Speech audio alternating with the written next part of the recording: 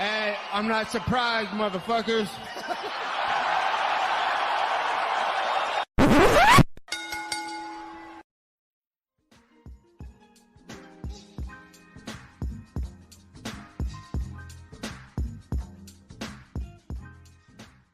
What is up, ladies and gentlemen? Welcome back to the Courtside Soundoff podcast. Once again, I'm Josh Soundoff. As always, welcome by the one and only man of the hour. Always sour, never sweet. Actually, hater of the hour, Angel Ortega. The hate hour. The hate hour. The hater hour? The hater hour. Something like that. Yeah, we're going to Hater keep on hour? rolling with it. Nonetheless, a lot of stuff to talk about this week. UFC 316 going down over the weekend. We got a UFC Atlanta card coming up. We got some other news to talk about. As always, we're brought to you by a few sponsors of the show. Rogue Energy, ELYXR, and BetMGM. Rogue Energy keeps you filled up when I'm at home or doing my job. They get me to the finish line. They can help you get there as well with code SOUNDOFF at checkout. Once again, Angel, code SOUNDOFF at checkout for 10% off all their amazing products. ELYXR, they got some excellent stuff, guys. Some excellent stuff. You want to have some fun time? If you want to get real high with some Delta 8, Delta 9 until they, end up banning it. Are they in talks about that? Yeah, because Republicans can't let us have anything fun. So yeah, they're trying to pass a bill in the House to ban all what would it be? Any sort of stuff that you can get high from, basically, from like the Delta 9. yeah, basically from like the 2018 Farm Bill and how that became legalized in the first place. They're trying to like ban it, because why would I have fun, But until then, go to ELYXR, go to ELYXR.com, use that link down below, or use code SOUNDOFF to check out all caps when you spell the brand's name.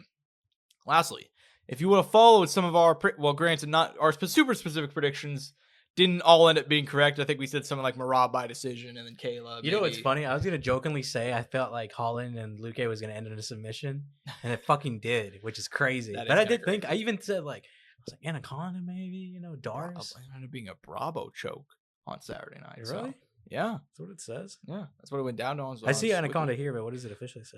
On the wiki, it's Bravo choke. So Tapology has Anaconda. It could, whatever. It's whatever you people want it to be. Okay. Right. But if you would have followed our actual predictions, you probably would have made some decent money, man. We picked Merab, picked Kayla, picked Joe Pfeiffer. So if you want to follow that little three-way parlay, you would have made some decent scratch. But if you didn't, and you would not follow our picks, you can go ahead and follow the link down below. Start a BetMGM account. Get up to $1,500 in bonus bets paid back if you don't hit on your first bet. Contact 1-800-GAMBLER if you're having any issues. If not, though, and you want to have some fun with us, follow the link down below for BetMGM. Man, we knew the first fight with Merab Dvalishvili and Sean O'Malley almost a year ago was a bit of a dominant one. This time, he somehow managed to top his own performance. Merab Dvalishvili dominating Sean O'Malley, beating him from pillar to post. Unlike the first fight where there were kind of moments, there were spots, right? Like even though Sean lost 4 out of 5 rounds, there were spots of success. There were moments, stuff you'd be like, okay, maybe I can build on that. There were no good takeaways from this Saturday night. 5 takedowns inside of 3 rounds. Outstruck him by 100 punches, 103 to be exact, 141 total strikes to 38. A lot of that was when he was on the ground, though. No, I know, but still, I'm just saying, like, overall strike count got dominated over 6.5 minutes of control time. Ends up winning by 3rd round submission. Angel, I mean, what can you say about Merab Dvalishvili? I mean, I didn't expect him to have, to improve much more. Like, I imagine there probably been some improvements, but for them to be in strides like this, it was beyond me, and let alone to even get the submission. And funny enough, a guy who wasn't even necessarily, even with his wrestling and just grappling in general, wasn't someone that you would look to as a submission threat, and the fact that he just threw that in there now in the arsenal is kind of like, oh shit, like now we got this to worry about. As far as Sean, Sean did come in and have some improvements. You saw him get up more. He did some, as far as like how he was using the cage to get up. The issue came was like when he would get taken down out in the open and then trying to get up from that position. That's where the issues were kind of more present for him. So he certainly did have improvements in this fight, but it's also like improvements in the upgrades came on the other end of the cage as well. So it was too much in the end. I think the only thing at this point that's going to beat Merab is going to be time. I think Sean was like one of the last few people in this division who I thought had even a chance just because of his striking, the fact that he has a underrated jiu-jitsu, and I was like, if he can at least slow down some takedowns, find ways to get up, and and he's willing to throw, he can find some success. And now, like with the improvements that Merab has made, I'm not sure. I think Corey does present some challenges. We'll talk about that later because that kind of seems like it's gonna be the next fight. There are things that he could potentially do to could lead him to victory, but I'm not sure if that's actually gonna happen or not. You know? Yeah. So, yeah, I mean, good for Merab, man. I think he got a lot of respect. I think there was people who were already high on Merab who were already like, yeah, dude, been telling you, like, y'all should have been on the train, which I'm not necessarily disagreeing with. I mean, I just thought like if there's gonna be someone who's gonna come out here and shock us, it's gonna be Sean, and it wasn't. Yeah. Well, and that's true. He earned a lot of respect from people because I think he mainly got a finish. And this fight was way more dominant than the first one in the way of like actually kind of doing damage, and ultimately Sean opening himself up for that choke too at the same time. What led to Sean opening himself up for that choke. And as far as what's next, man, I mean, like you said, he may just need to age out. He's only 34. I say only at bantamweight. That's actually relatively old, but he seems to be just turned 34, kind of hitting his prime. He's a problem. He's a fucking problem. At this point, it looks like it's not going to be Petr Yan. Petr Yan booked to fight, I believe, Marcus McGee, which is crazy. Crazy. Look, and let me be clear here. A dope opportunity for Marcus McGee enjoyer here, and in fact, huge fan of the guy. Great story. I mean, just now getting going in like his late 30s as a bantam. That's awesome stuff. Don't think the fight would be close, but the point being, awesome stuff. So it's not going to be Petr Yan. I know Dana even mentioned Umar Nurmagomedov I'll say this: if they book Merab versus Umar as a rematch, I will stop watching the UFC. I'm done with it. It's like, come on. Intelligently, they gotta let the division play out. If not, go the Corey Sandhagen route. I was about to say there's a clear man, and it's Corey Sandhagen. I don't think it's very hard to guess. I mean, Corey, he's deserved a shot for a while too. He deserved it before they had him fight Umar, honestly. So the fact that he took that fight when a lot of people wouldn't, and honestly, understandably, because the guy didn't earn his way up the rankings. And even then, I like pissing people off. I would say even then, dude, Corey's. I mean, like it looks good, but it's not as good as it could be. You know what I mean? He's not. He's like he's the next guy you're looking at, but it's not like the perfect contender in the sense of how you would want him to be there. You know? What I mean? Yeah, man. I mean, I think it's not going to be. I mean, realistically, I don't think realistically Corey will have much of a shot against Merab at this stage. But at the same time, I think he's earned it. I mean, 4 wins in his last 5. He beat Song. I mean, look, dude, he got passed up for the title shot right after he beat Marlon Vera. Cheeto Vera got the title shot anyway. He's won 4 of his last 5. He took the fight against Umar when a lot of people wouldn't, and he just dominated Figgy.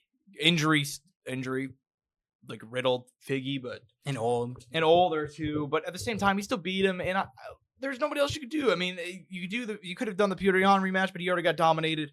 So if you really had to go down, what would really be the next choice? Why not Song Yadong? Song Yadong, no, not Figgy. Wouldn't be Cheeto Vera. Wouldn't be Rob Font. Mario Bautista. Oh my God, it's Mario Bautista. Like if you really, if you were to go down everybody, like who would like you could kind of point in the direction of it's him. I don't think they're going to necessarily look at him even after like Corey Sandhagen matchup if it does happen. I feel like for him, he's definitely deserving of a high ranking opponent though. I would agree with that. We'll get there though. We'll get there. Yeah, I mean, but yeah, it looks like it's going to be Corey versus Merab next, which I'm down for. I'm DTF. I think Corey deserves it, man. He's 33 years old, just now getting the shot at the belt. It's long overdue in my opinion. He's gotten very, very close to where it's almost like, okay, if you win this one, you'll get right there. Won, man. I thought he won that one anyway. A banger fight. And then he fights Petr. Did he fight Petr Yan right? And also, I believe so. Also a banger fight. Yeah. Also another banger, very close fight. I mean, kind of close. Dude, he had a fucking like awesome fun stretch of fights right there. He's still awesome and he's still fun. And I expect him to have a fun fight with when it happens. He's like, and I don't think this is not a perfect comp, but he's like to me like, because he's had some stinkers. You know, he had the fight. Was it Rob Font? Yeah, Rob Font was terrible. That was a Rob. But he's also injured in that one. But he's like, I looked at him as at least the 135 division, like a Justin Gaethje type, Dustin Poirier, like all action, like a fun guy. Like I said, even though he has had some stinkers in there, and obviously like the first round, like instant submission from Aljo. But granted, Aljo went on to be champ, so it's kind of like, yeah, what can you do? What are you gonna do? Yeah, I'm happy he's finally getting that shot because Dana didn't confirm it, but he said it's basically to be Umar or Corey. So I mean, I don't. It would be insane if they gave Umar another shot. Which I know I hate to go off on this tangent because people get really mad based on the comments whenever I do talk about the Umar thing. But, just saying, it'd be criminal to give him another shot. So I think they should roll with Corey. Or even depending on the winner of Piotr and Marcus Migid, depending on when that happens, either the winner of that maybe. But if he wins, you could just do that. Yeah, I mean, I feel like they were really hoping for Patchy Mix to come through here and kind of get the big win. But well, I mean, we'll get there. We'll get there in a minute. Nonetheless, I feel like I don't have much else to say on the main event besides closing out on Sean O'Malley. Oh, good call. What do you think could be next? I think a featherweight move is the way to go. Well, let me tell you this. I listened to this podcast that he released yesterday, talking about kind of the fight and after the fact, and he didn't specifically say anything, but Tim Welch and I don't know if it's his brother or whoever one of the other hosts was. They were throwing ideas out there, and they were all 135 options. So it doesn't seem like 45 is the next direction they're going to head. Okay. They're going to fight out of. It seems like they're going to plan to stick at 35 at least for now. But granted, like I said, Sean didn't mention any opponent specifically. He didn't say anybody he would particularly be interested in, and he didn't. I wouldn't say he, but he also didn't. When he was told when the matchups they threw out there, he didn't necessarily say he disliked them either. Fair enough. I think that it's looking like he's going to stay at 35 and maybe build up to another title shot. So yeah. Fair enough. I mean, personally, I would do the 45 move. I think he looked big for that weight class, man. It's one thing to make that cut when you're 20, it's another thing to make him when you're 30. And I think he looks big, man. He does look big, and I think he just needs to bulk up though. If he wants to go to 45. He'll that's probably true, have to take off but like a year. But he could definitely do it. I think for the rest of his career, I'm not looking at like a 1-year plan. I'm looking at like, okay, what do your next 10 years look like? Because he's what? I mean, he's got to be 30 now. He's 30. He's 30 on the dot. 30 on the dot. What do your next 10 years look like, Sean O'Malley? Do you want to say continue making that cut, or do you want to bite the bullet now, having just lost 2 in a row? You move up. Maybe you don't need to fight like a top 5 guy at first. You could take like a soft touch kind of in a way, a Dan Ige type, a Calvin Kattar type, a top 15, top 10. Really build himself in the division. Exactly. Take your time off, build your weight up. And Sean's not a dumb guy. Like, he took the time off after he lost to Merab the first time, kind of went back to the drawing board, and look what happened. I'm not saying that was, some of the matchups that got thrown out there were like Davison, but that was from like the community, which was weird. I don't necessarily think that Davison would be kind of a soft touch at this point. I feel like that's a tune-up. That's like with all the injuries and the age, like. And I think his brother mentioned Umar. He's like, I think you should fight Umar. I think that's the worst possible fight you can make for Sean O'Malley. Like right after. Yeah, and also like let's be honest here. Like, we know the UFC in 2025. Sean, if you win one, and Merab loses the title, you're right there. It's that simple, dude. Like, it doesn't matter who the champion is at that point. Even if he wins like 2 in a row, you might get a trilogy against Merab, man. I mean, that's just the way it works now. Like, whether you like it or not, that's just the UFC. Like, they want their stars, and they're gonna put them in positions to succeed 10 times out of 10. Is there a fight at 35 that intrigues you for Sean? Man, Song Yadong. I like Song that. Yadong and Corey. I love both those fights. But it looks like Corey's gonna fight for the belt, so maybe Song Yadong. Or you know what? It'd be a fun shit show, but him against Cejudo. One final fight for Cejudo, maybe. Yeah, right. Yeah, it'd be. I mean, they've talked shit for years, so both guys don't have a title right now. 1 versus 10. It's a little out there, but you could get away with that on the main event of a pay-per-view card. You could. Not the main event, but somewhere on the main card. Yeah, co-main 5 rounds. You could. Yeah. I wouldn't hate it. Realistically, like I said though, personally, I moved to 45. Maybe even take a soft touch after maybe a 9 months, rebuild your body, take time off. But that's up to Sean. I feel like if he goes to 45, though, I think the matchup doesn't matter. As long as he's there and he fights someone. I would agree with that. I just think you really got to get back on the winning board when you've lost 2 in a row. Even though the guy you lost him is like a champion and an all-time great in Merab, you still got to get. Semi-complained about 35, but he's not complaining to the point where it seems like he's going to go to 45. No, and maybe I'm wrong. Maybe I just don't have the insight. Maybe he'll be fine to make this cut for the next however long he fights, 7-8 years. You know what I mean? Maybe he'll be fine. I just know that's not the case for most guys, and you're almost 6 feet tall. But the thing is, he has mentioned 45 in the past, so it's somewhere in the mix or in the thoughts of that. Yeah. God damn, how would you like him against Diego Lopez, huh? Dude, I mean, wouldn't that be fun? How about Arnold Allen? No, dude, that's not even Yair? I think that's the matchup. Yair versus Sean? Doesn't that you get your matchup. fucking? You got a phone right now, dude. In their prime, but I think Sean would still win. In their prime, though, I would have liked to see Calvin Kattar or Sean. Yeah, that's part of the reason why I brought that one up earlier, just because I think the boxing of both guys would just that'd be sick. But I think Sean's speed would have been too much at the time. Yeah, and I think Calvin's too old, which sucks because I mean, I want to say he aged overnight, but that injury combined with the long layoff, and I think he's lost 3 of his last 4 now, maybe even worse than that. I think he needs to consider stepping away Lost to Law, lost to Sterling, lost to Arnold Allen. I think for his own health, he should step away. Emmett, but that was a bad decision. And then Giga Chadza, yeah. It's crazy because he bounced back so hard with the fucking Giga fight. He was like, yeah, I'm back. And but then you got to think, that just I thought it was a bad decision. Yeah, the bad decision to Emmett, and then he tore his shit against Allen same year. Yeah, he aged real fast after that, which sucks. That's the fight game, man. Yeah. Unless speaking of the fight game, we're gonna move down to that co-main event because wow, there's a lot to talk about here. On Kayla's end. No disrespect to Julianna. Well, we'll talk about Julianna briefly because I have like a crazy idea you could do for her next fight, but Kayla Harrison. And new. My friend, we've been waiting almost 10 years to hear and new UFC champion Kayla Harrison. Made the jump, signed with the PFL in 2017. Or it might even been 2016. Don't we have a had the out run there talking about Kayla signing with the UFC or even the bot, and people were telling us like that wasn't going to happen? I feel like we did at some point. Yeah. I think for a period of time where people were kind of negating that was a possibility. I remember her coming in, and there were some people like, oh, she only was beating girls in the PFL because PFL girls are trash. And I was like, dude, do you guys watch fighting? Do you know anything? Do you know anything about fighting?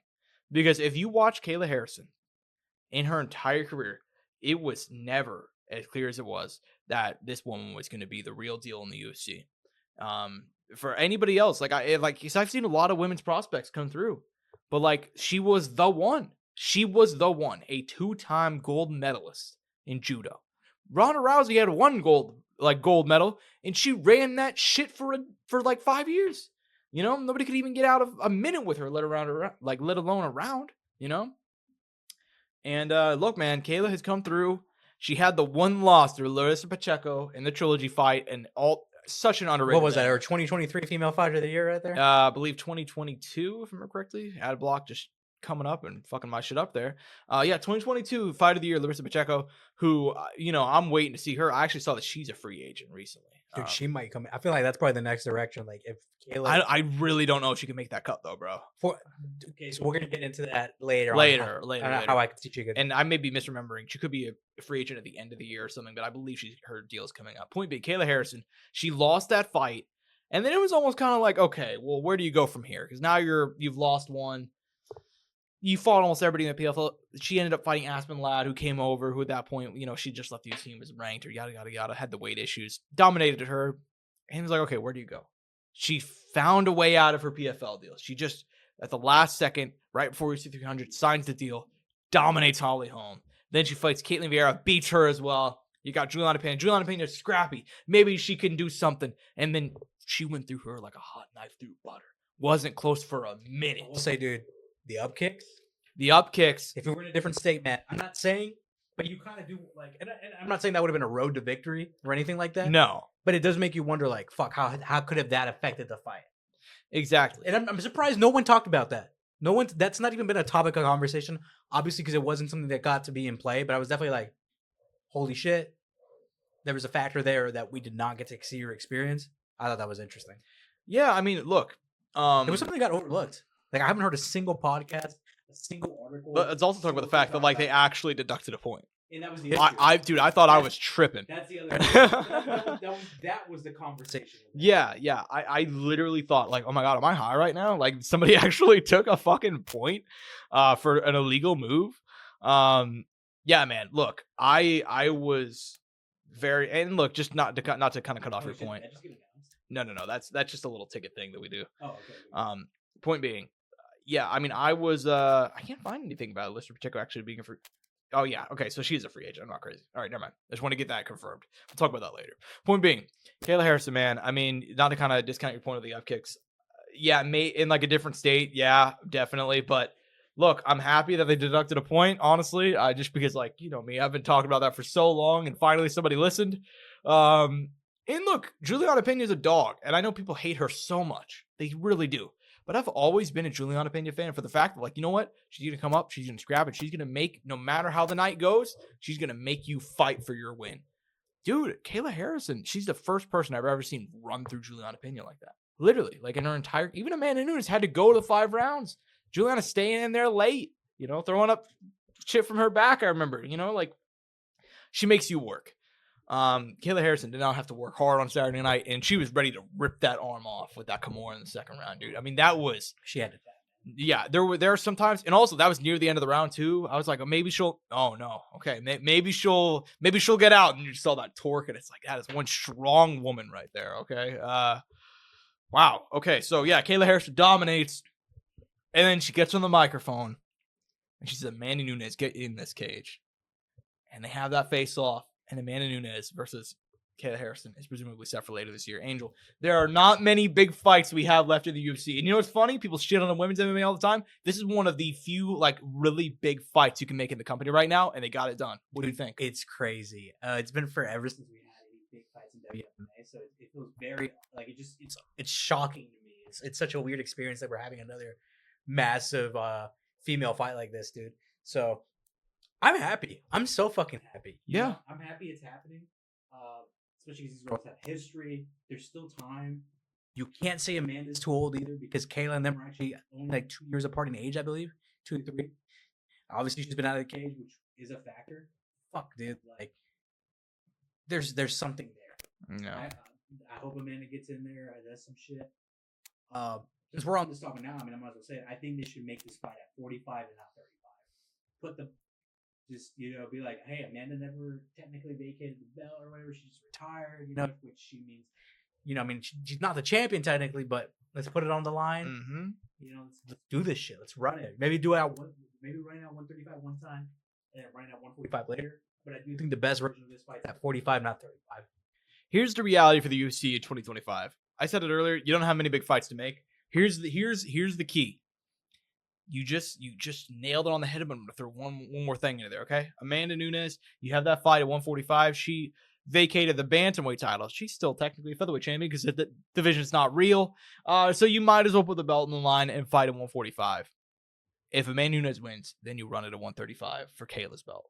Mm-hmm. And you could even get 2 fights of that. Depending on how it goes, you can get a whole fucking trilogy. That's what I'm saying. Amanda can become double champion, you know, yeah, another time.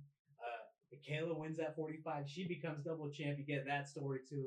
Like, look, he kind of feels WWE-esque, but hey, man, it's what you got to do. That's what, dude. That's half. This is the hard thing that people won't accept. That's half of fighting, bro. Half of the sport's WWE, whether or not you want to like it or not.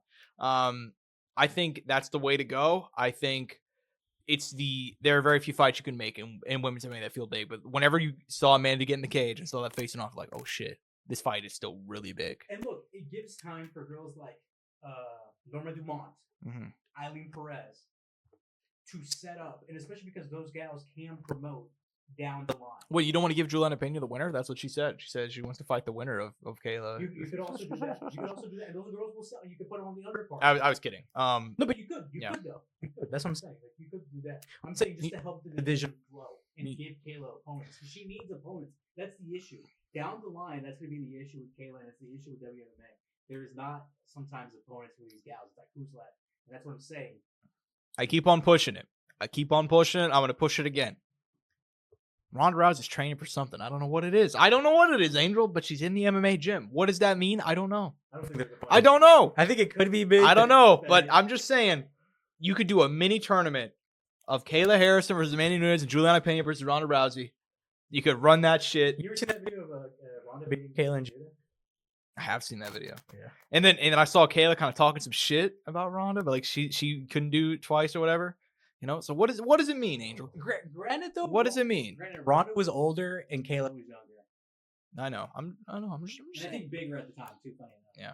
Which is crazy because then Kayla ended up being big. Yeah. Ronda ended up being small. Yeah. And then Ronda ended up being in the more competitive division, to my knowledge. Yeah. Compared to Kayla's division that she competed in. Yeah. So that's a whole other conversation. This is another conversation, but yeah.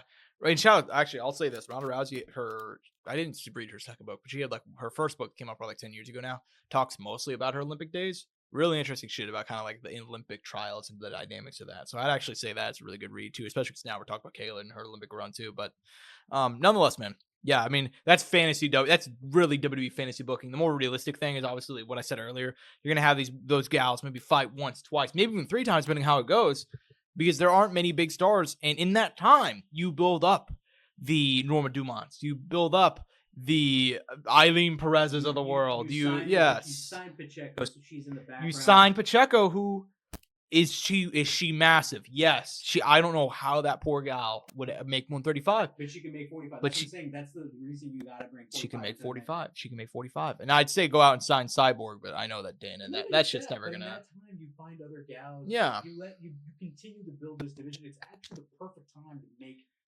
145 and 135 a legitimate division. Exactly. And you know what's crazy? Think about where we were last year. Julianna Pena, Raquel Pennington.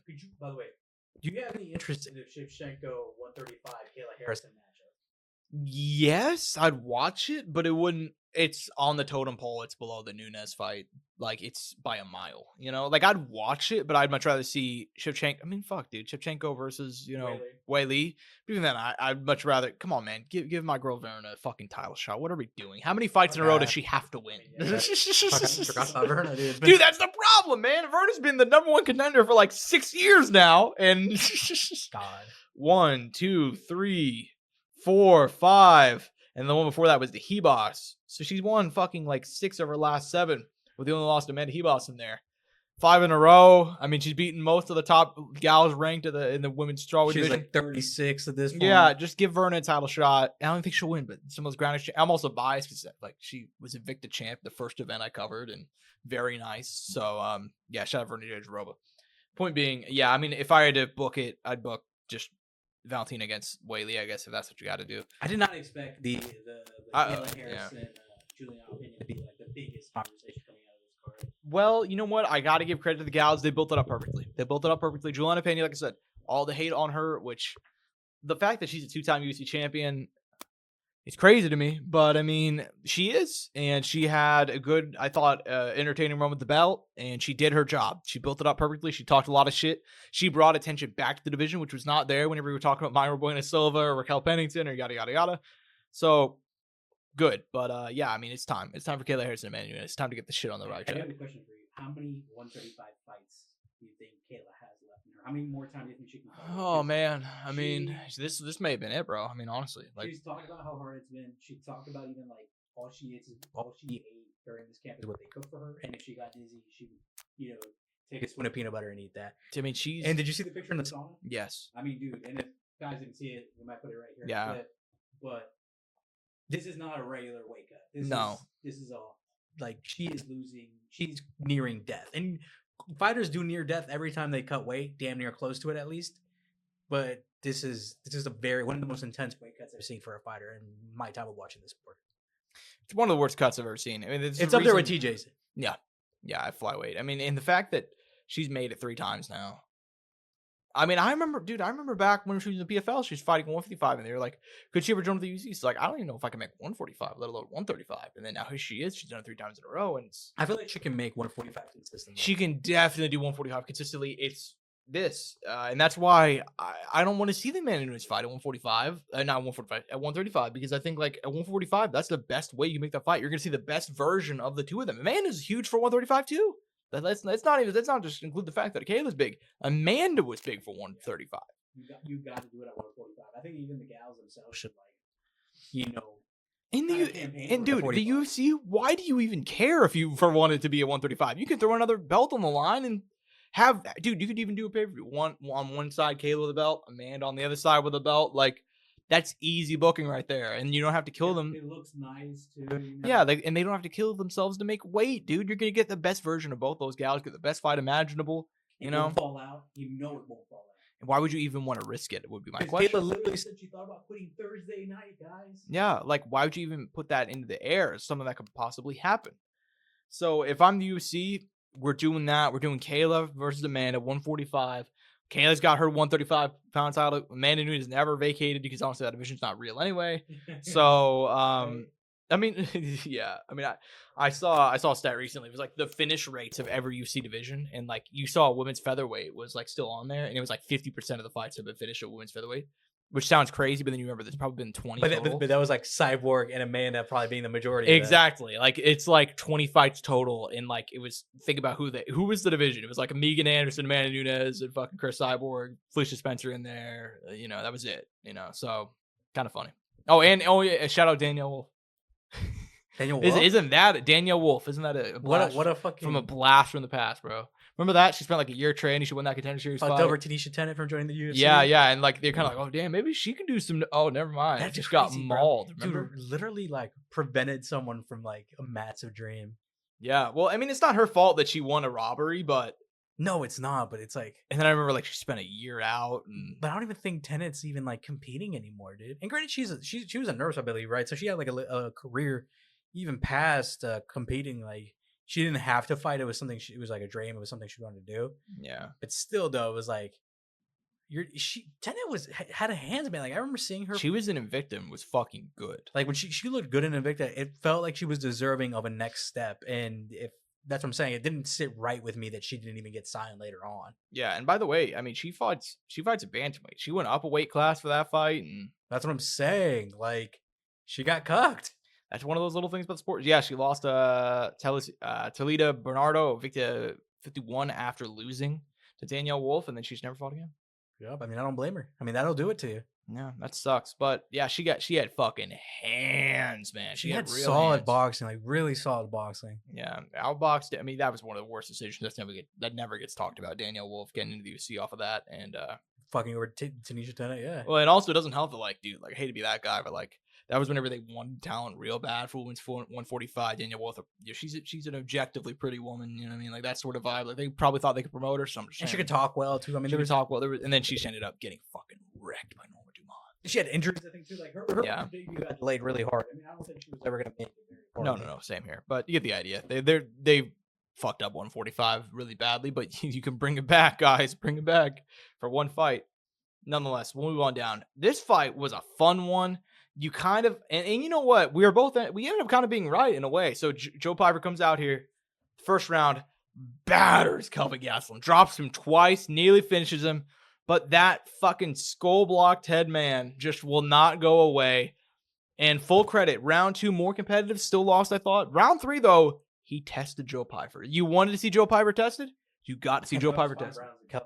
I think Kelvin wins if it's 5 rounds. I mean, that third round, I thought was a solid round by him. I thought he absolutely won it. But yeah, man, you kind of got to see him get tested. Like, it ended up being a very... But it wasn't even like... he did what he had to do to win, but it didn't tell me much about Joe Piper. It showed me that he is who we thought he was. He has power, and he can load up, but there's not a full MMA game there that I've seen yet. Yeah, that's fair. I'm not necessarily a champion. You know what I mean? Yeah. Just yet. Doesn't mean it can't happen. He's a good guy, man. I think he's genuinely a good person, too. Like, despite the comments he's made in the past and all that, some people might think he's a dick. Like, so even in the interview, you saw he tried to, like, kind of hype it, but I could tell that wasn't him. I think he was a little anxious. I think there's even a little bit of shyness in there. You know what I mean? Yeah. But I know if Joe Piper's at home chilling, that's a cool guy to chill with. Yeah. I mean, I don't hate Joe Piper or anything. I thought like the Mexico thing was kind of clown shit. But I mean, the reality is that I'm a human being. I mean, everybody has a bad day. Everybody has a bad moment. And the reality is that he went out there and put on a good show on Saturday. And even he kind of like opened up at the post-fight press. He was like, I've always hated that be like Joe Piper shit. Like, I just don't like that at all. I don't think it's like authentic. I don't think. That's what I'm saying. Like, that's what I'm saying. He showed more of his actual personality. I'm like, you know what?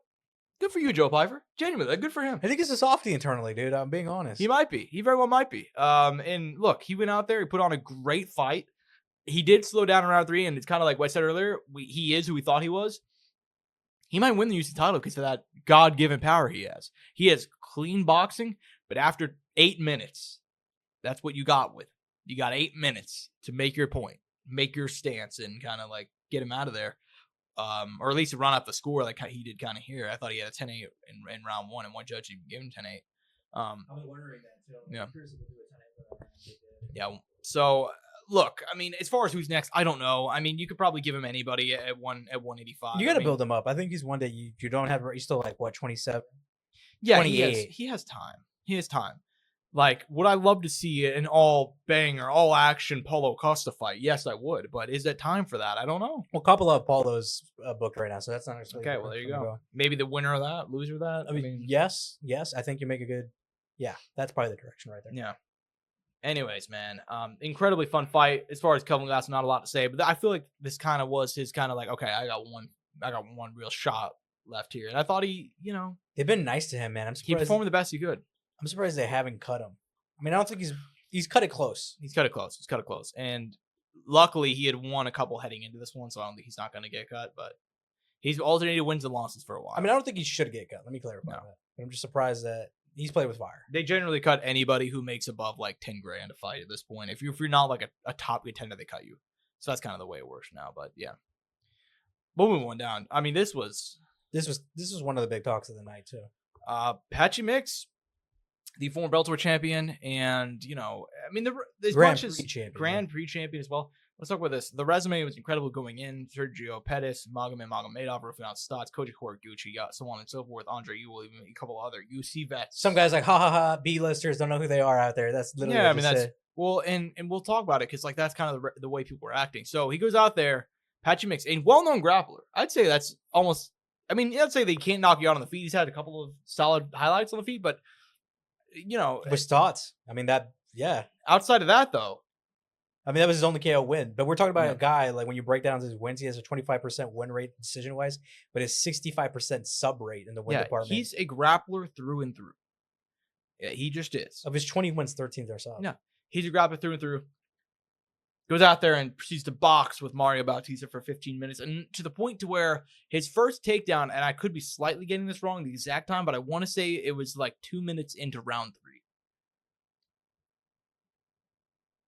And I saw some people being like, man, Mario Bautista is just that good. Patchy Mix is a scrub from the PFL. The PFL is not the UFC, and we had to deal with all these talking points over and over again. If you were listing fucking all the Bellator fighters, like doing the record, 7,000-year-old Patricio Pitbull couldn't hack it, man. Chandler's record, Chandler, who's 8,000 years old, MVP. MVP's actually doing well. So he's doing well, and he's old too. Exactly. Patchy Mix, I don't know what it was. I want to say it was octagon jitters. This is a guy who fought completely out of his character. It's one thing to be a guy and be forced into the boxing, right? Like if Mario Bautista's takedown defense was just that stellar, we'd be having a different conversation. Patchy Mix didn't even go for the takedown, nor did he try to set up the takedown up until the final minutes of round 3. So I don't know what you say about that, man. I mean, someone who's trained with Merab, that we know has done well with Merab, taking rounds from Merab.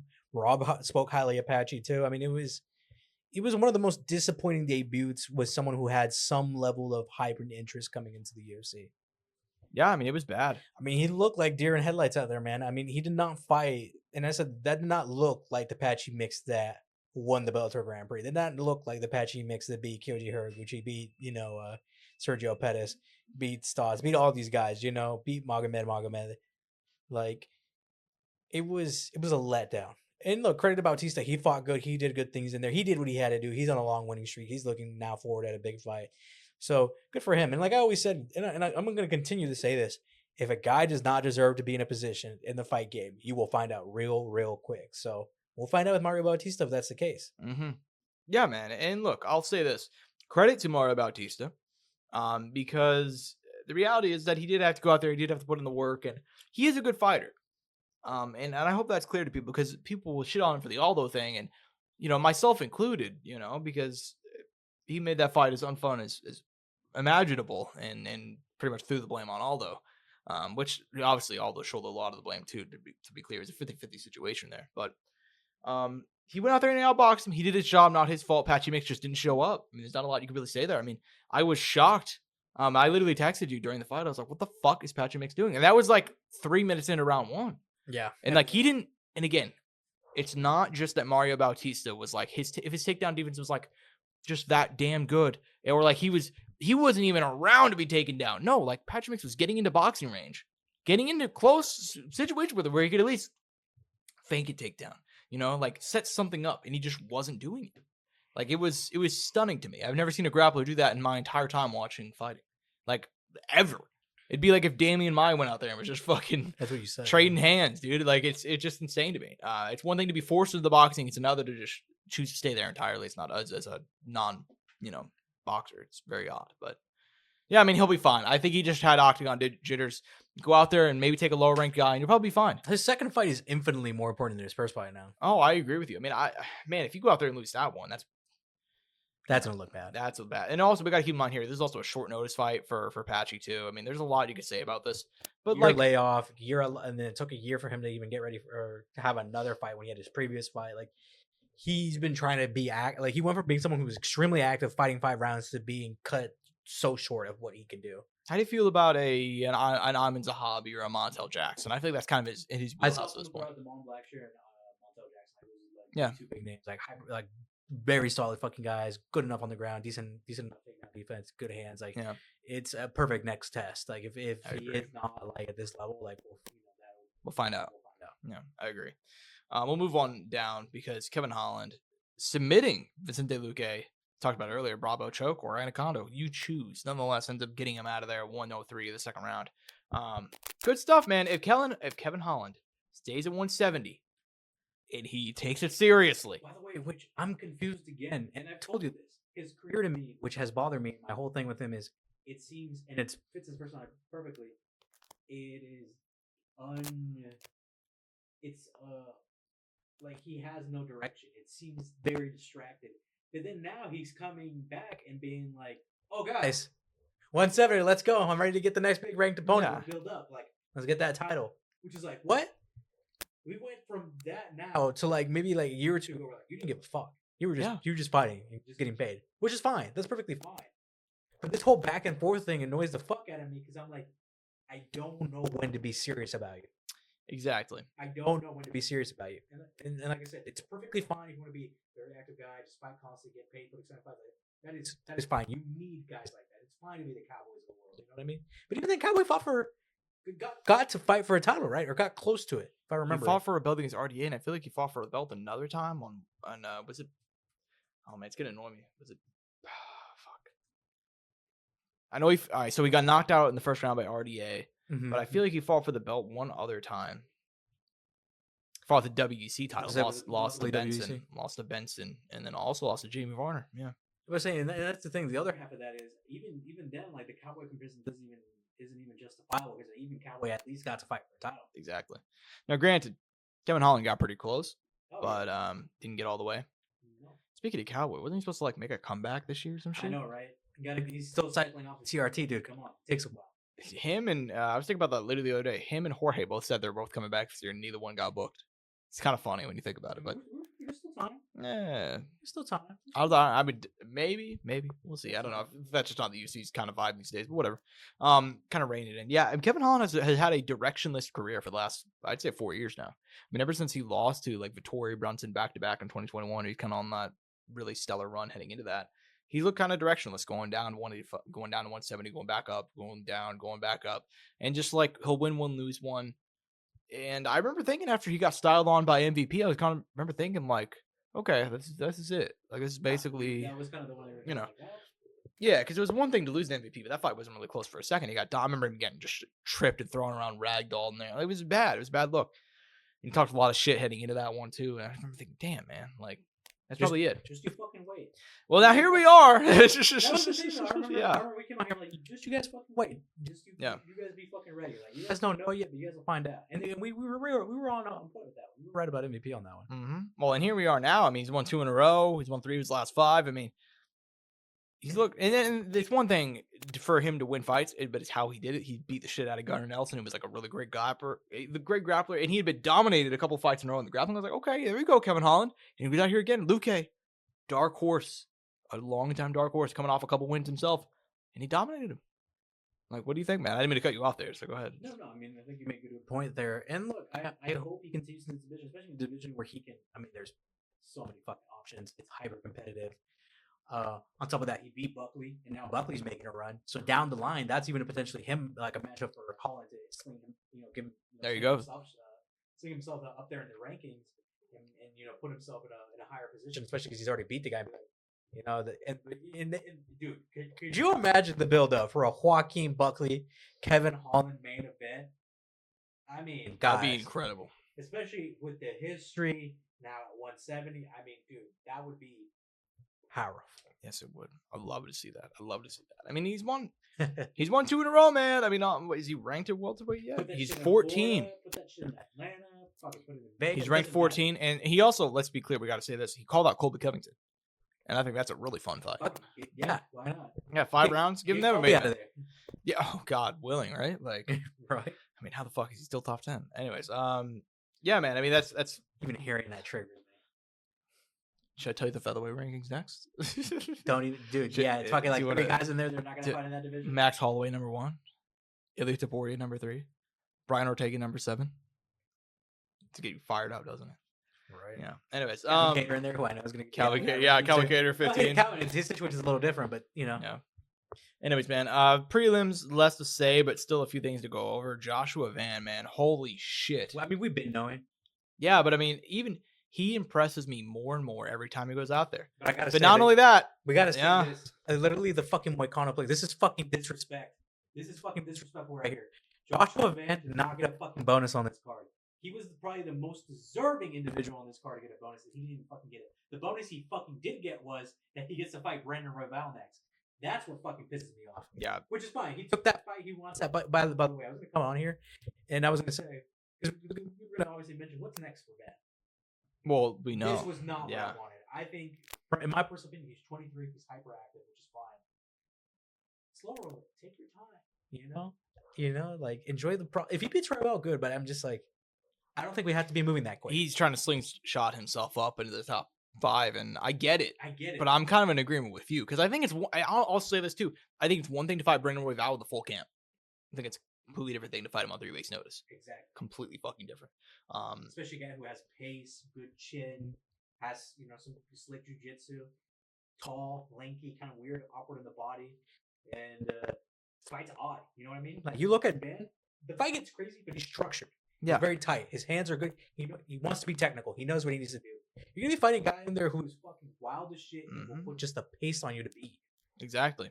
Well, and look, man, I mean, he is fighting a guy that's just a fucking dog, man. He's just an absolute dog. And Brandon Royval, every time he goes out there, it's like, okay, well, I don't know, man. I mean, maybe he's just not cut out to be this top 5 guy. He's dealt with this, he's dealt with that. No, he just goes out there and just continues to surpass expectations. Well, the run of his is very good. I mean, this is his peak. This is his prime right now. I mean, he's won 5 of his last 6. The only loss in there to Benny Pantoja, which people got to remember. You know who was coming on around 4 and 5? Brandon Royval, the Raw Dog, in that fight. Kind of showed then, like, okay, I am the real deal. Beat Moreno in Mexico City on like 2 weeks' notice. And then he beat Tacho Rotaro, who was the shit at the time.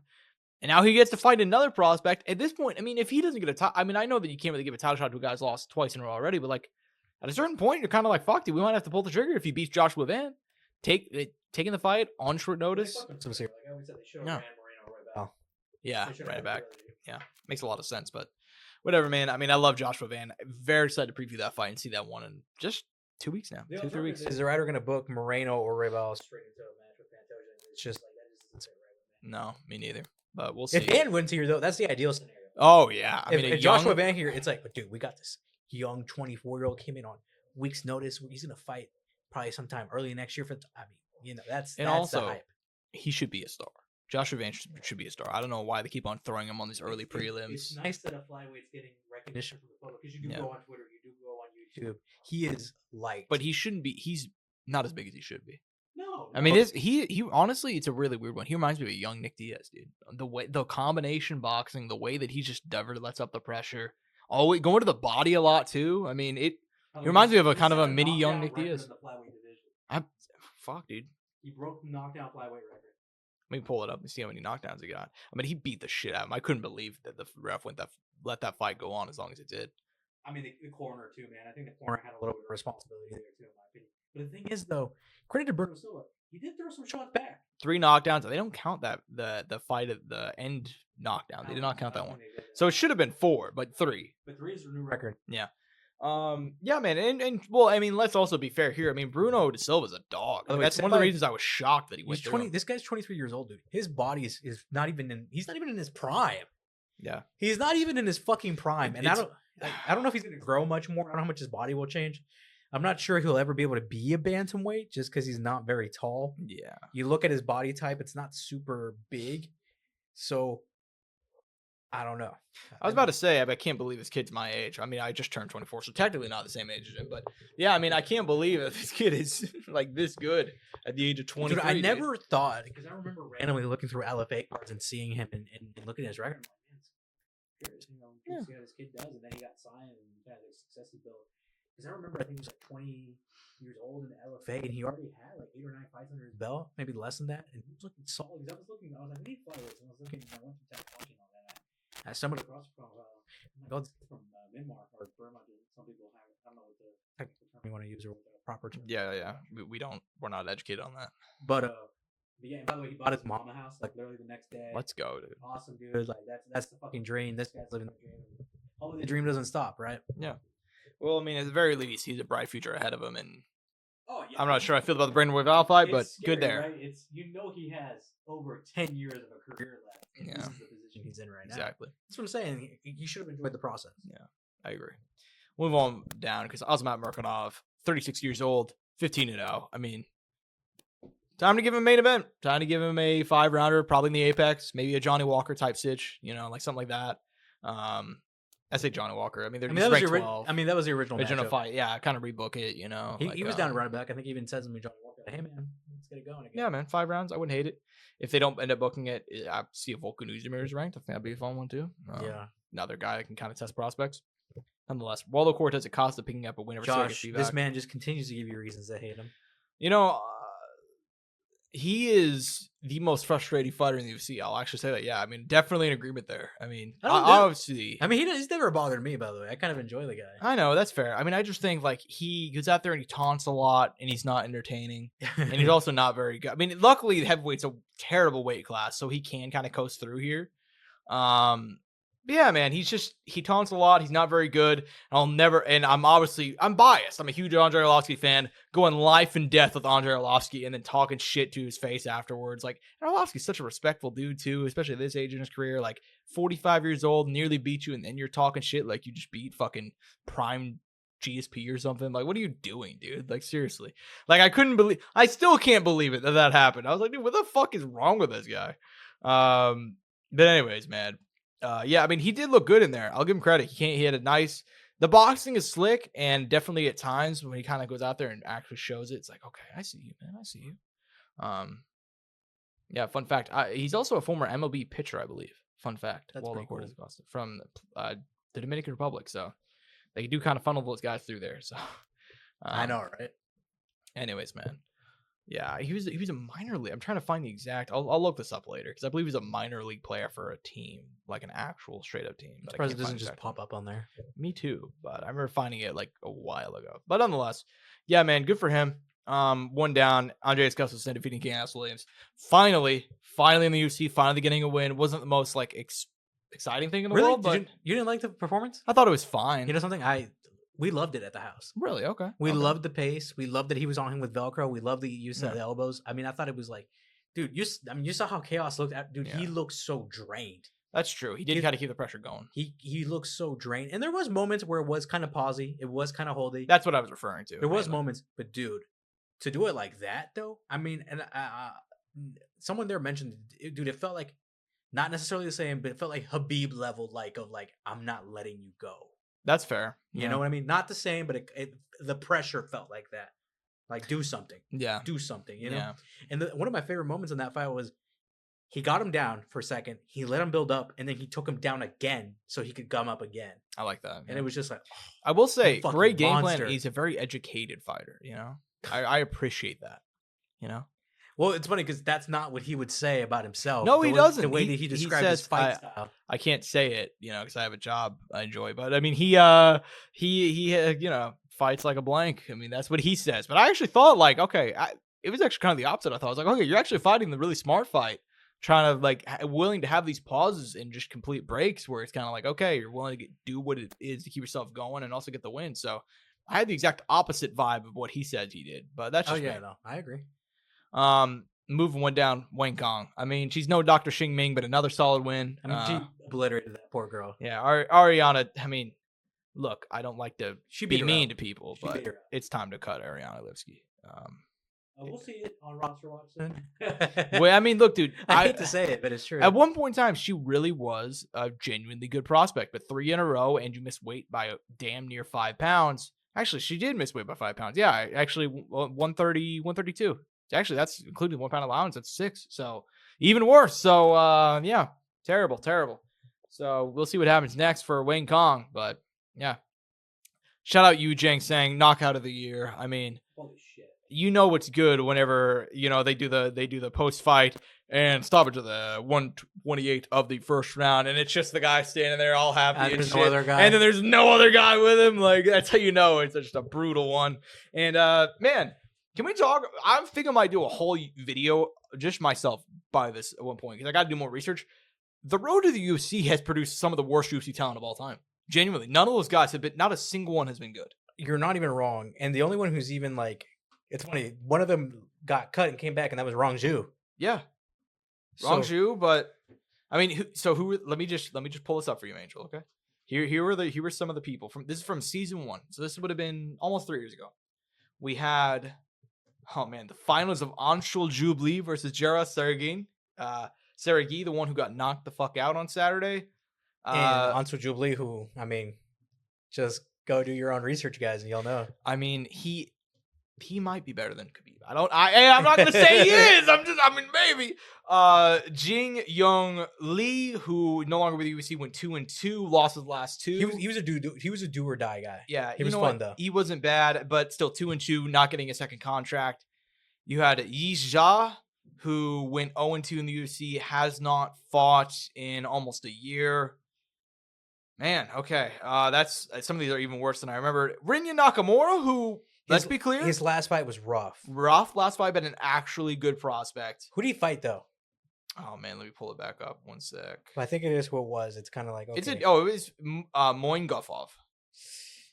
I mean, yeah, that's a tough fight. That was a tough fight. He had a lot of experience over him too. And then currently still on the UFC roster, the only 2 guys on the roster are Nakamura and then also Tajoshi Kazuma. I don't know. Another guy, little action guy. He lost his first 2, but he did rebound with a win.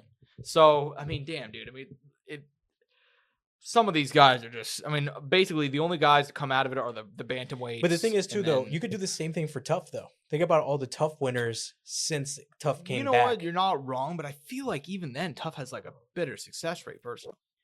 Once again, you would have to do a video on this. Yeah, exactly. I need to do research on it, but because dude, if you do the Tough, I mean, Ricky Tercio's right there. Like, yeah, that's another one. You know what I mean? Like literally no success. Yeah, you're right. I don't know, and I don't hate Road to the UFC. I actually think some of these cards are a lot of fun. It's a fun concept. It's just the talent hasn't been there. Exactly. They're doing a tournament right now, right? They are. Yeah, correct. They just wrapped up the first round, I believe, like 2 weeks ago. So we'll see what happens, but yeah, I mean, it's, man, yeah, Road to the UFC guys, struggling still. By the way, I hate to say it, but I'm pretty sure, so they had an Indian guy on Tough, and I'm pretty sure he got knocked the fuck out. I don't know yet. Man, brutal. This country just can't produce a high-level athlete in the MMA. They just can't, and it's so interesting to me to have an entire nation and not a single person can fight. It's genuinely, like, over in like a professional setting, you know what I mean? Like, it's, can you think of a single Indian notable boxer either? I think of descent. Descent's one thing. I'm referring to like they rep India. They rep India and they train in India. That's a different story. I would have to do quite a bit of research. Exactly, because I can't think of a single one off the top of my head. Because, but also I feel like that's kind of the case for like most sports, though. I mean, it's one thing I was about to like reference, like for example, basketball. Who do you got? Like. There was like that one guy for like the Rockets or some shit like years ago. There's only been like one like major professional basketball. Like there's just certain sports they just don't care about over there. But with the amount of people, you would assume that like they'd be able to find some talent. Prince Patel, bro. Prince Patel is the best. Actually, he's he reps England. That's what I'm saying. They just lied to me. Yeah, that's the issue you got to go to. Maybe Vijender Singh. He went 13-1 as a pro, and now he's a politician. Mm-hmm. So I guess that guy, he won like a regional title. So good for him. Nonetheless, man, tough times to be an Indian fighter. So I did it for fun. I asked ChatGPT. They gave me Mary Kom. She was this person was, I don't know if it's a she or he. It's a she. My apologies. She was a 6-time world champion, IABA Women's World Boxing Champion, an Olympic bronze medalist in the 2012 Olympics, Asian Games gold medalist. Okay. She won the Padama Busan Padashiri. She was a Padama recipient. I'm guessing this is an award, maybe. And she was the first Indian woman boxer to qualify for the Olympics, nicknamed Magnificent Mary. Good for her. all due respect, we know the kind of talent level of women's boxing, so it kind of makes more sense that it would be a woman. And once again, we're getting into that kind of territory. Arjan Bhullar. But he's Canadian. Canadian Indian. Yeah. Okay. Whatever. Yeah. I don't know. I can't think of a single nationality wise, like high profile, like now especially. So I don't know. But I'm saying that's yeah. There you go. It's Arjan like Bhullar is yeah. He is Indian. And you know what? He's good. He comes out with the India flag. Yeah. He flag too. He's a good fighter. So there's a lot of Indian people in Canada. Yeah. There is. So I'm not trying to say. I was more for like referring to like who's a homegrown, like live in India, train in India, yada yada yada. Like there you go. Thank you. Can't think of a single one. And Jika Sergey isn't even from India, but he's from Indonesia. So he's another one of those small countries, like another like country that's relatively big from that region. You just can't like another big country from that region, and they just can't get anything. They have a really small talent pool for whatever reason. So I think they've been successful in kickboxing, and I think Muay Thai probably. That would make sense. Nonetheless, just to kind of wrap up real quickly, Quillan Salakid defeating Yanel Ashmood. Yeah, I thought so too. I thought it was a fun one. I like him. Yeah. He has a lot of power. I like Quillan. Marco Medeiros defeating Mark Trubisky at lightweight. It happened. It's a fight that happened. I don't remember much about it, to be completely honest with you. But I mean, granted, we're trying to remember what happened for fucking 12, 13 fights. That's true, yeah. And I also had to work this night too, so I was trying to do two things at the same time. Man, I do my best. Exactly. We're trying our best. Nonetheless, this card going down this Saturday night, UFC Atlanta from the State Farm Arena. Welterweights in the main event. Kamaru Usman, the Nigerian Nightmare, back for the first time since his loss to Khamzat Chimaev a year. Actually, was it 2 years ago now officially? Let me double check because it's been so long. October 2023, so about a year and a half. Before that, he lost to Leon Edwards twice in a row. This is his first time at welterweight. I think I saw the math on it. It's like 480 something days or 500 something. It's been a long. For the first time in a long time, it is Kamaru Usman fight week. And look, I've been mixed on who I want to see him fight. I remember thinking like, okay, after the Khamzat fight, you still got some juice, you still got a lot left. But that Khamzat fight was over a year and a half ago now. He's now 38 years old. He's making the cut down again. He's going to be taking on Joaquin Buckley. New Mansa is the new talent in the division, rising up the rankings. He's won 6 in a row. Last dominated Colby Covington, won by a DEI stoppage, according to Colby. And by that, I mean he beat the shit out of him for 15 minutes, and then doctor stoppage due to a cut on his eyebrow. Look, man, Joaquin Buckley has been much better than I think a lot of people thought he would be at 170. We do have to say, though, he's been the senior slayer of 170. That's the other side of it as well. Some of the names on here. Colby Covington, who I just mentioned, Wonderboy Thompson, who Wonderboy was tuning him up for the first 2.5 rounds until he got an incredible Superman punch knockout. He beat Nerlston on short notice. He beat Luque post brain bleed. He beat Alex Morono, and then he beat Andre Fiallo. Nerlston's fighting at 170 again, which is just like, what? I don't know. Come on. I don't know. That's not okay. But the point being, you could put an asterisk on every single win that Buckley has had at 170. You could do that for a lot of fighters. That's kind of the other side of it, right? I should also say that I do think, though, if he is to beat Kamaru, he needs to, for the sake of him, and I think to test himself, he needs to fight one of these young guys in the mix, the Ian Gary's, the Shopbots, someone like, even if he fights Bilal, I think that'd be even like former champ, maybe not next for Bilal, but but you know what I'm getting at. I feel like he needs to get one of these other high profile prospects in the mix. A Michael Morales type, one of those, a protest type, something like honestly, that. not to kind of like cut you off, I think that the way to go is if he wins here, you got to book him and get to the Sean Brady or Shop Cotton. There's no other option. Because at that point, both of those guys have both earned title shots. They're both getting passed up for Islam. I'd say they fight each other, but I mean, I don't know. I mean, I think at that point, if Buckley beats Kamaru, then you have another guy ready for a title shot. I mean, you're kind of creating a huge logjam here. You need to make these young guys fight each other, and that's why I thought the Protest Gary fight was extremely positive for the division. Yeah, and unfortunately, it was also a negative for the division that Ian Gary Buckley didn't happen. Yeah, but it was also nice for Gary's career that he did fight Chava. I mean, there's a number of things that went right, didn't go right. You got to start maxing up these guys who are killers against each other at some point. It's gonna, cut off guys. But that's why I said the guy who, if there is someone who dominates 170, you're gonna be. If you were able to beat all these guys and put all these motherfuckers on your name, your legacy at 170 is gonna be fucking insane. Yeah. Well, and that's kind of what we're talking about right now. I mean, like, he's at a point where Buckley can build that resume. I truly believe it. And he's already has some of those old names, but he has to get through this one. And according to the current line from our friends, once again, folks, BetMGM, fill that link down below, get you $1,500 in bonus bets paid back if you don't hit. Nonetheless, the current line, according to our friends, according to BetMGM, minus 270 for Buckley, plus 220 for Kamaru Usman. I think that's largely correct. I think there's so many question marks around Usman, and I think it's going to be very, very hard for him to evade the big right for 25 minutes. And maybe he'll take it, but at this age, 38, Buckley's so explosive. Coming off a couple wars. Almost a 2-year layoff, man. I mean, a year layoff is so bad for fighter. I mean, we've been through this so many times. Yeah. I've Kamaru Usman, could he be the one in a million? He looked damn good against Hamzat. He tried to be that guy, and on 10 days' notice, he nearly beat him. But I don't know, man. It's too much. It's too much, man. Right, yeah. He has all the favoring factors: age, the win streak, the activity, the youth, the explosiveness. And we know that his knees are healthy for the most part. You know what I mean? Dude, yes. When you come on Kamaru's podcast and you hear him talk all that time about how his knees are fucking killing him, it's like, that doesn't make me want to pick you in a fight right now. Yeah. Yeah, I mean, it's difficult, right? Because he's at a point where it's one thing for it to be one thing. If it's just the age, if it's just a layoff, if it's just injuries, Kamaru Usman has the trifecta. We see his knees don't work. He's 38, and he hasn't fought in 2 years, damn near at this point, and hasn't made the cut to welterweight in over 2 years. So that's another thing to watch out for too. He hasn't had to make this type of cut in a long time. So it's a lot. And I think Kamaru Usman's a generational talent. If there's anybody who can come through here, it would be him, but I'm going to pick Joaquin Buckley. But this card has a really changing of the guard vibe.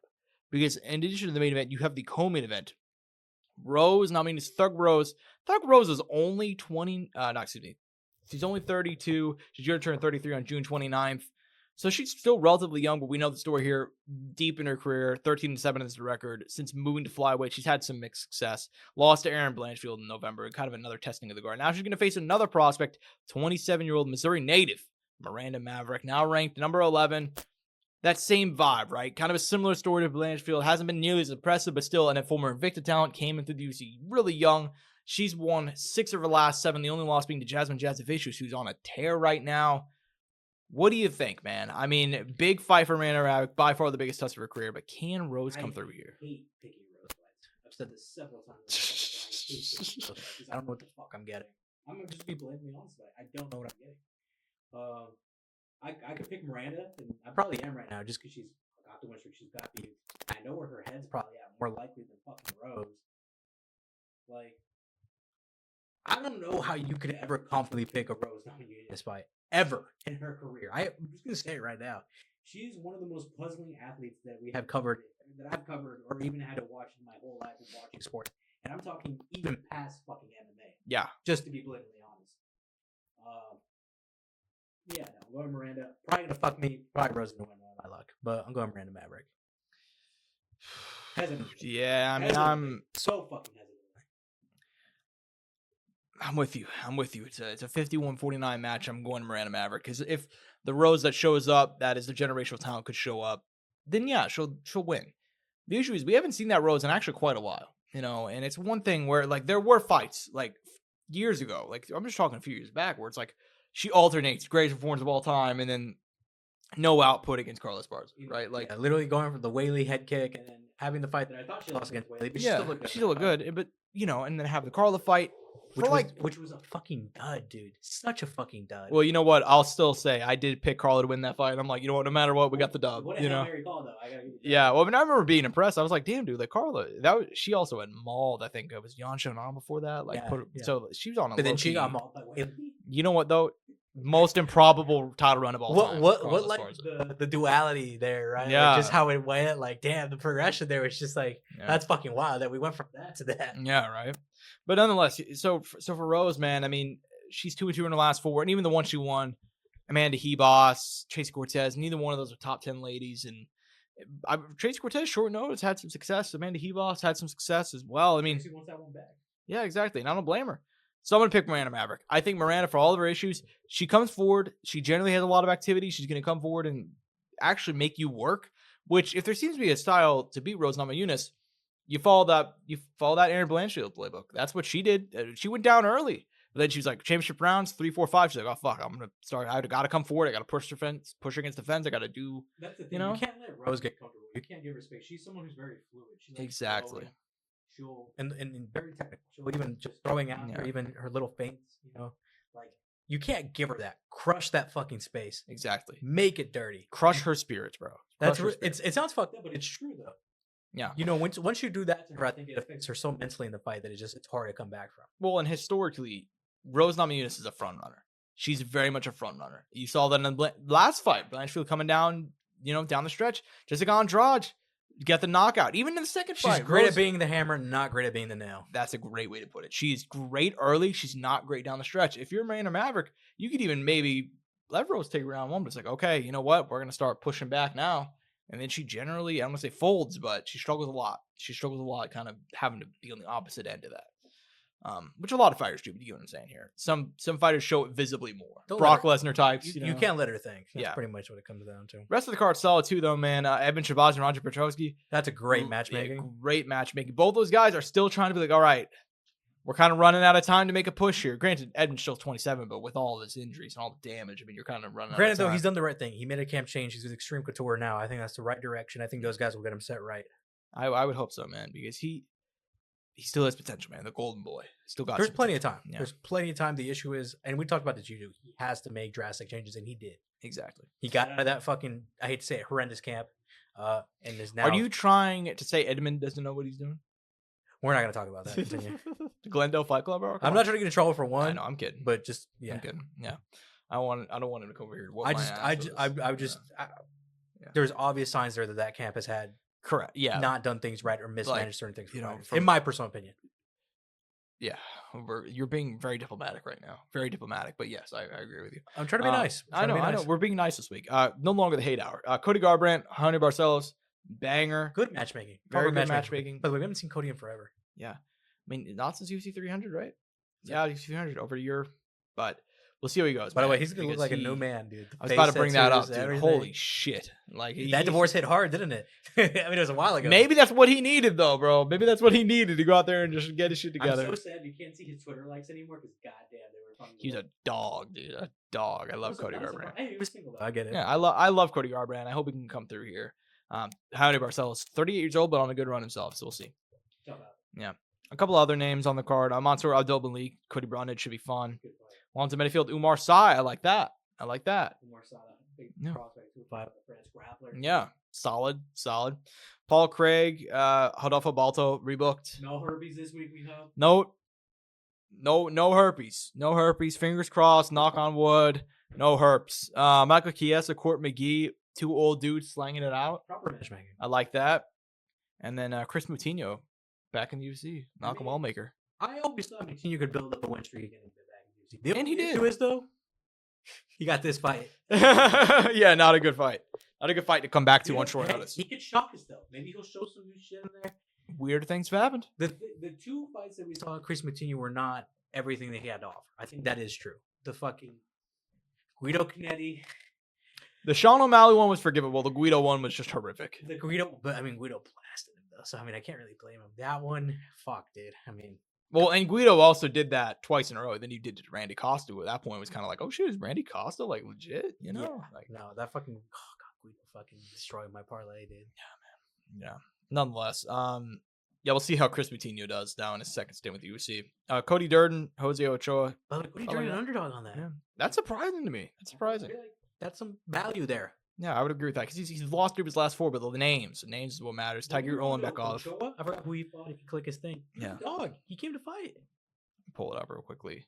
In his last fight, he fought another good guy. 7-1. He lost to Loner Kavanaugh. He's legit. Yeah, you're right. And Kavanaugh's good, really very good. Fucking good, and he's stuck in there. He was very tough. I mean, toughness doesn't win fights, but he's 24 years old. Loner Kavanaugh fighting Charles Johnson in 2 weeks too. By the way, that's a banger. It's a fun one. Ricky Simone, Cameron Smelderman. By the way, Ricky Simone, tweet of the week.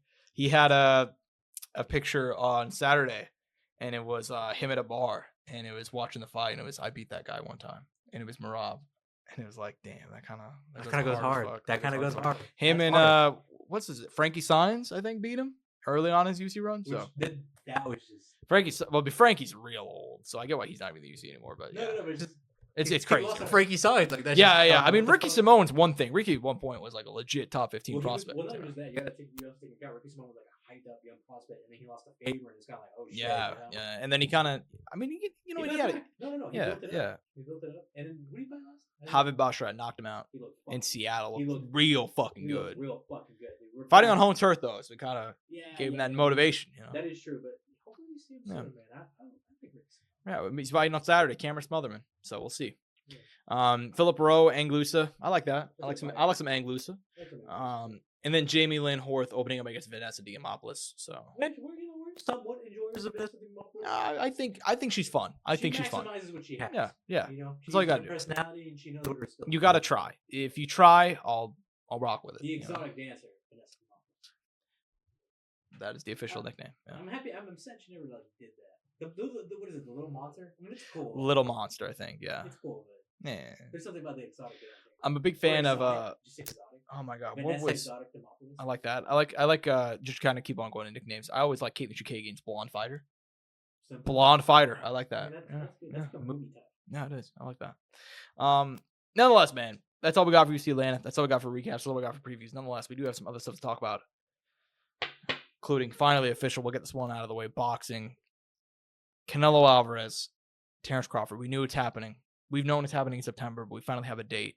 September 13th. A Saturday night. Noche UC. Recently, by the way, bumped down to a fight night in San Antonio. Which is, I think, good. Yeah.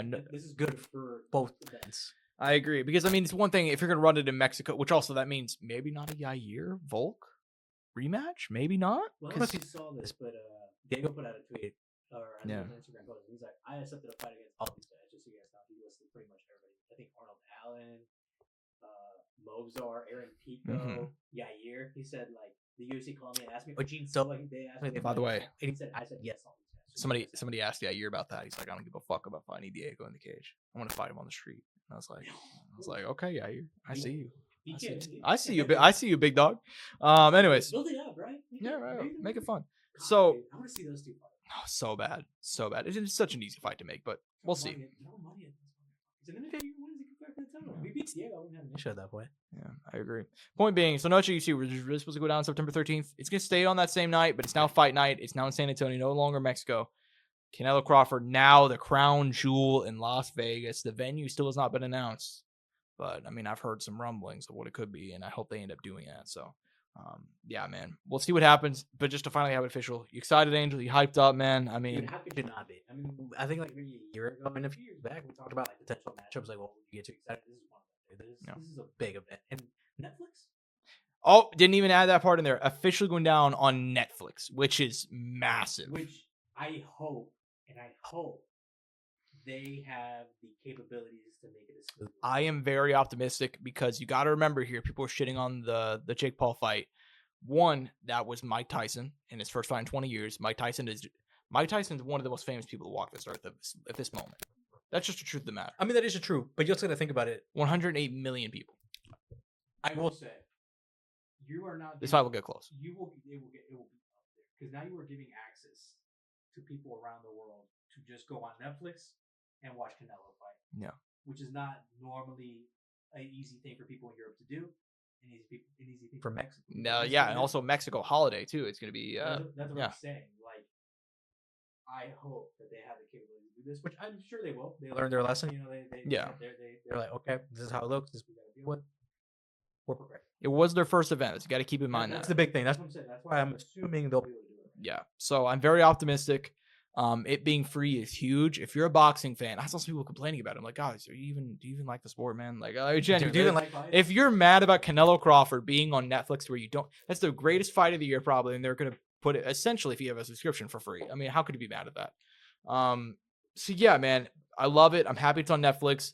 Excited for the promotional push. It's for myself. I'm excited it's already kicking off. They're going on a mini tour too. 3 cities they're gonna go to, I believe, New York, Riyadh, and Vegas. Right, could be mixing that up, but you get the a little sad they didn't do like Crawford's hometown, which I know thought that's, I really which thought I know that's just Nebraska, but still, I thought they would have been cool to do that. Mexico, you know, I really thought they were going to do Mexico. I'm surprised they did not do Mexico, but I wish they would have done all of those. Yeah, but hey, man, I get it. It's only 3 places. It's sick though. It's awesome. I mean, it is.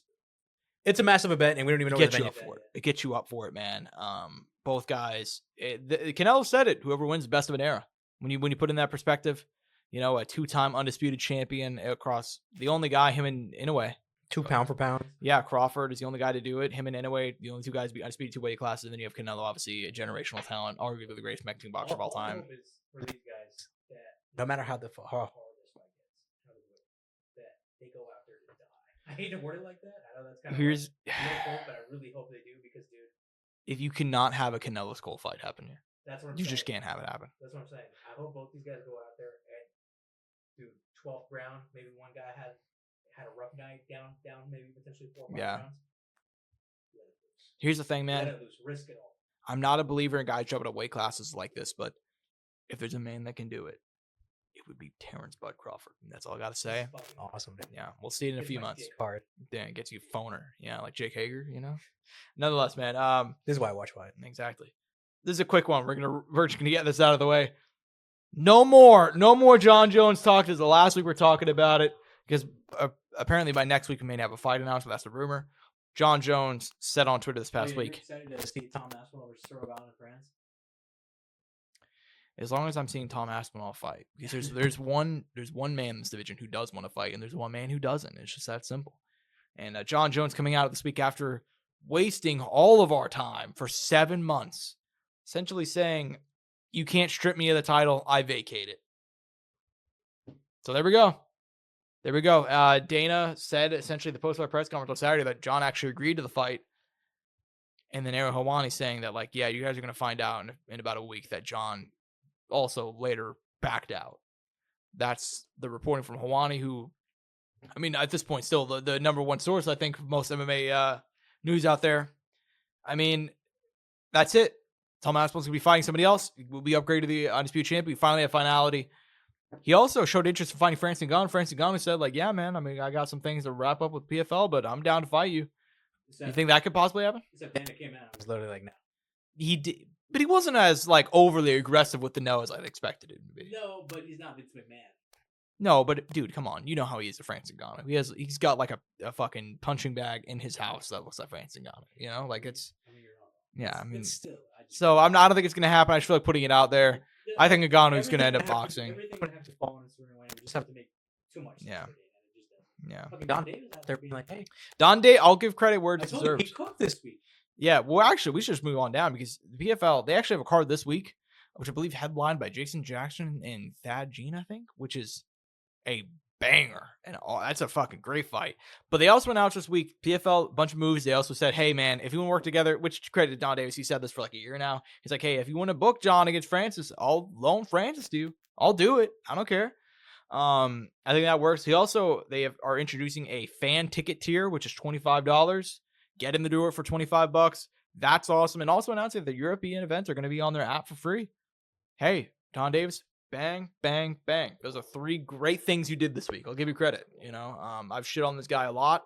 It's crazy that 1 week he did so many good things compared to like multiple years of not doing it. Just a year straight, like we talked about this before we start filming. Like dude, they back by Saudi, dude. I was hyping it up. I was like, we finally got a competitor. I was like, I think they could do some shit. I mean, they got what was it, 100 million, and then they also signed Ngannou and Jake Paul around that time. If you can't, I mean, that is, and then they also signed the HBO deal. Like it was just bang, bang, bang, and then they dude, what's gonna happen? Was like, is the UFC actually gonna have a competitor now? Like, is maybe not the one, maybe not. They got the ball.